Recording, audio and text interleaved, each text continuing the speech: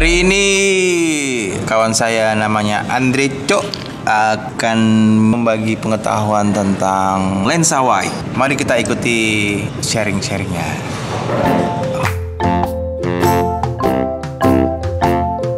Cuk, udah direkam belum itu?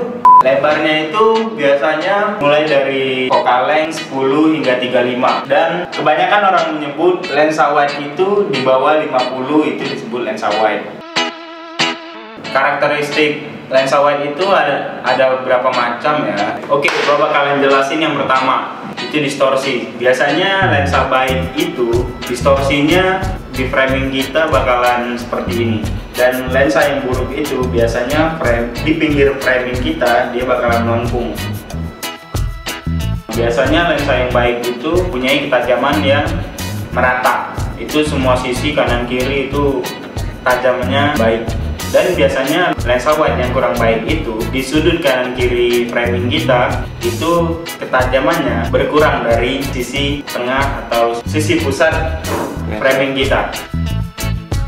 Jika memegang kamera yang menggunakan lensa wide, itu hati-hati dengan framing kita. Kayak kita down atau up, itu objek kita bakalan kena distorsi yang kita sebutkan di awal tadi. Keunggulan lensa wide itu kalau kita handheld, kita nggak butuh speed yang tinggi. Beda seperti tele. Kalau tele itu cenderung sempit dan ketika mendapatkan getaran itu sangat berpengaruh pada gambar kita. Tergantung tangan orang sih. Kalau tangan orang, gambar lo bakalan umumnya orang normal itu mungkin 50 dan 60 ya. Biasanya lensa wide digunakan buat landscape, interior yang membutuhkan sudut yang lebih lebar. Dan pada kasus-kasus tertentu, mungkin kayak kita foto keluarga,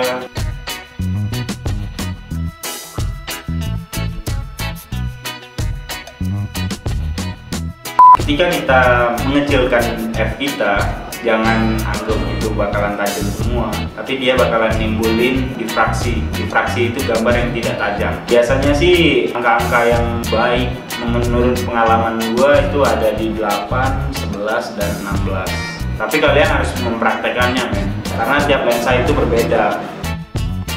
Jelas nggak? Kalau nggak jelas, tanyakan di komen-komen berikut di bawah ini ya.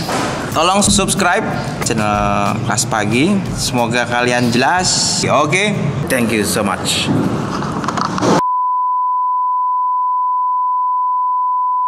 Ya.